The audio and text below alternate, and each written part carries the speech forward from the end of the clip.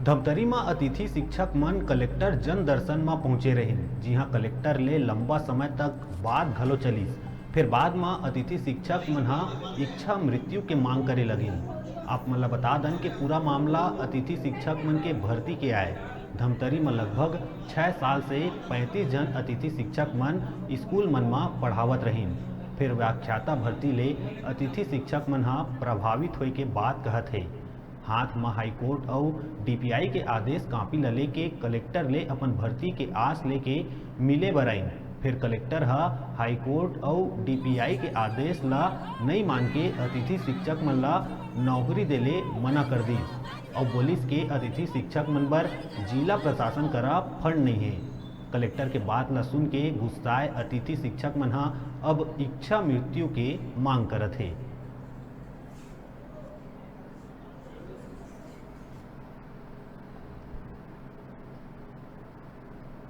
हम सभी अतिथि शिक्षक हैं। हम लोग 2017 से विद्यामितान के रूप में कार्यरत हैं। लगातार 4-5 वर्षों तक सेवा देने के बाद हमारी जगह नियमित शिक्षक भेजा गया। उसके बाद हम लोग प्रभावित हो गए। प्रभावित होने के बाद जो समस्या है वो राज्य स्तरीय है। हम लोग की जो पोस्टिंग हुई है वो राज्य स्तरीय। बाकी जिला शिक्षा अधिकारी क्या किए, मैनेज कर दिए जहाँ पर उनके पास रिक्त पद है। लेकिन हमारी जो जिला शिक्षा अधिकारी है उन्होंने कहा कि जब तक संचालनालय से ऑर्डर नहीं आता मैं नहीं कर सकती। उसके बाद हम लोग हाई कोर्ट गए। इतना परेशान हो गए हम लोग। 1 साल से विगत 1 साल से घूम ही रहे हैं। उसके बाद कलेक्टर सर को भी लगातार अवगत कराते आ ही रहे हैं हमारी समस्याओं से। थक हार कर हम लोग कहाँ गए हाई कोर्ट। हाई कोर्ट में जो फैसला है वो हमारे पक्ष में आया। उसके बाद भी हाई कोर्ट के आदेश की अवहेलना करते हुए जो जिला शिक्षा अधिकारी है वो अपनी मनमानी के चलते हम लोग को ज्वाइनिंग नहीं दे रही है। हमारे भविष्य के साथ पूरा खिलवाड़ हो रहा है। हम लोग को ज्वाइनिंग चाहिए। रिक्त पद है धमतरी जिले में तो हमें मैनेज कर दिए। हाँ, प्रस्तावित साल भी है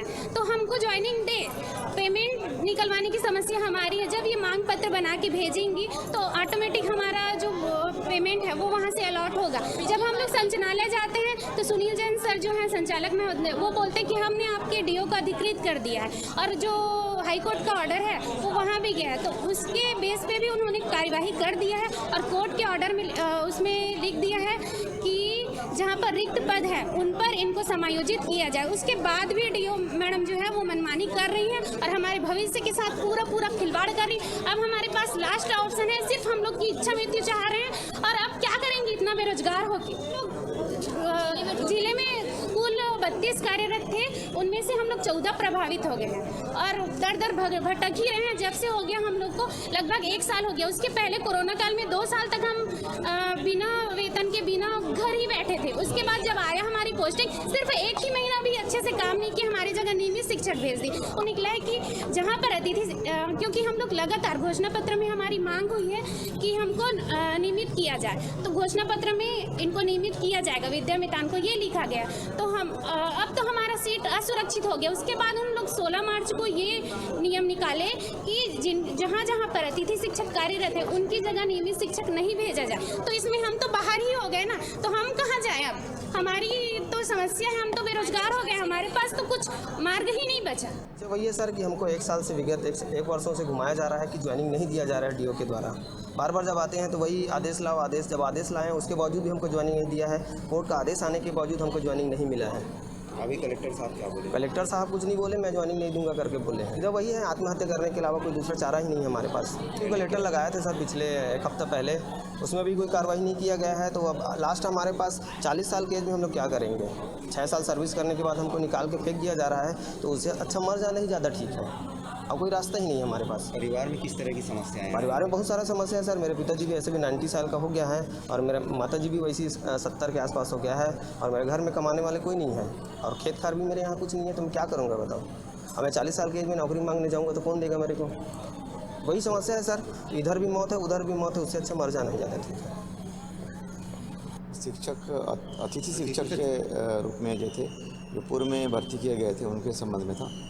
तो शासन ने उसमें स्पष्ट कहा है कि जिनकी अगर आवश्यकता हो और उसमें अगर बजट आवंटन दिया गया है शासन से तो वो उस पर ही उनको ली जाए, अन्यथा उसमें लेने के लिए बाध्य नहीं है। और हमारे ज़िले में अभी शिक्षकों का हम लोग व्यवस्थित रेशनलाइजेशन कर रहे हैं दूसरी बात यह है कि हमारे पास कोई शासन से बजट प्राप्त नहीं है। जब बजट प्राप्त नहीं है तो हम फिर उनको लेके हम मानदेय या उनकी राशि कैसे देंगे, इसलिए हम उनको अभी वर्तमान नहीं ले रहे हैं। सर काफ़ी सारी शालाओं में शिक्षकों की आवश्यकता है और अभी आत्मानंद स्कूल और खुल रहे हैं, तो वहाँ पे भी शिक्षक लगेंगे, तो क्या वहाँ पे इनको समायोजित नहीं किया जा सकता?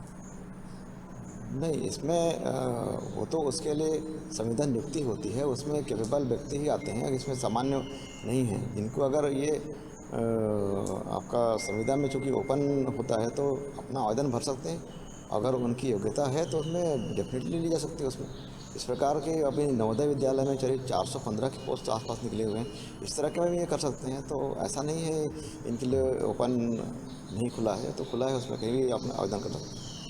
क्या उन लोग की शैक्षणिक योग्यता सामान्य शिक्षकों की अपेक्षा कुछ कम होगी?